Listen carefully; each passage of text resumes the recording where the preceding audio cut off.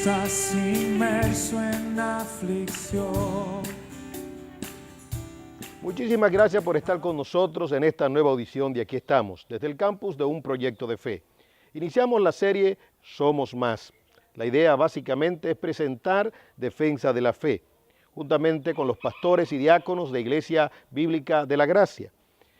El título de la serie implica lo siguiente: somos más, es decir, no estamos solos. Estamos hablando o pensando en el pueblo de Dios a través de la historia. Lo que se ha heredado no es la autoridad, sino la doctrina. Fue el gran debate desde el principio de la fe cristiana. ¿Qué se hereda? ¿La autoridad, el apostolado o la doctrina? Claramente, Pablo en sus epístolas nos muestra que lo que se hereda es la doctrina. La Iglesia de Cristo está fundamentada en Cristo y sus apóstoles. Aquí se está limitando específicamente al grupo de personas con ese rango de apóstoles. No quiere decir que no existan apóstoles en el sentido de enviados o de misioneros, porque de eso se trata la palabra apóstol. Pero cuando hablamos de apóstol, a la manera de Pablo, a la manera de Pedro, a la manera de Juan, a la manera de aquellos que escogió el Señor Jesucristo, llamados los 12, ¿verdad? Aun cuando Judas traicionó al Señor, se quedó ese título. El Señor Jesucristo se apareció a los 12, es decir, que quedó ese número, y luego fue sustituido allá en el libro de los Hechos, Judas, que traicionó al Señor, pero algunos se debaten de si realmente esta decisión fue acertada. En el libro de Apocalipsis, entonces vuelve a hacerse mención acerca de los 12. Bueno, la iglesia tradicional, la iglesia papista, cree que la autoridad tiene que ver con la persona. Es decir, que Pedro fue el primer papa, pero no encontramos esto en la palabra del Señor. Lo que encontramos es una sucesión en la doctrina. La autoridad está allí y ese es el gran debate.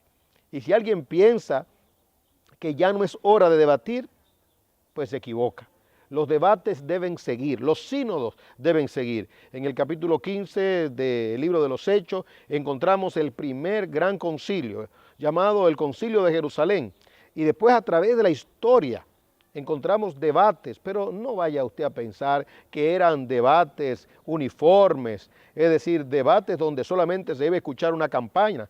No, no solamente una campana, eran debates acalorados para que de estas chispas precisamente surgiera la verdad. Como alguien dijo, es más fácil creer que pensar, en el sentido que lo estamos expresando y que se ha querido connotar.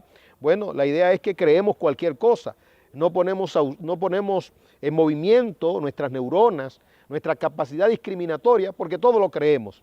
Pero el Señor no aplaude esto.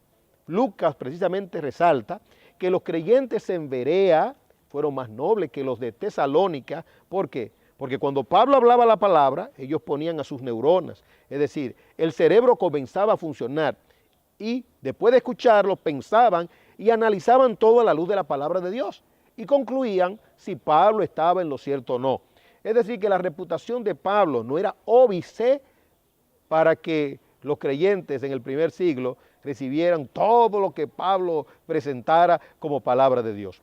Es decir, que si en los días de Pablo se levantaron herejías, si en el siglo III se levantaron herejías, si en el siglo XIV se levantaron herejías, en el siglo XV, en el XVI, en el XVIII, ¿quién dice que en el siglo XXI también no hay herejía? Así que vamos a hacer, bueno, discutir, y ahora tenemos medios poderosos, la internet, te pueden usar estos medios para debatir, claro está, con un buen espíritu, con el espíritu de mansedumbre, pero que el pueblo de Dios sepa lo que pensamos y lo que creemos.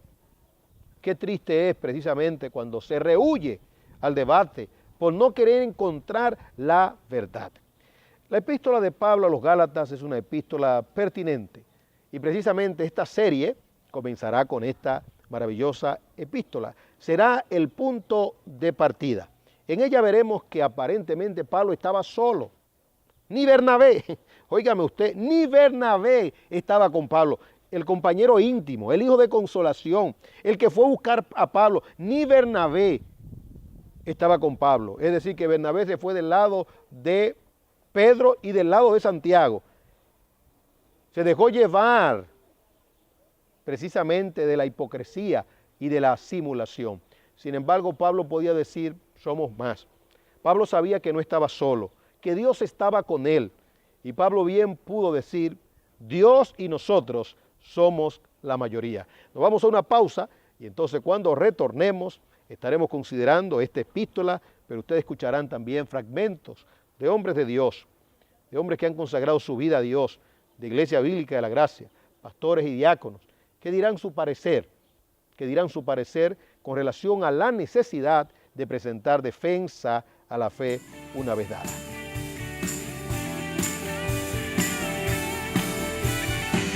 Si estás inmerso en aflicción, si ya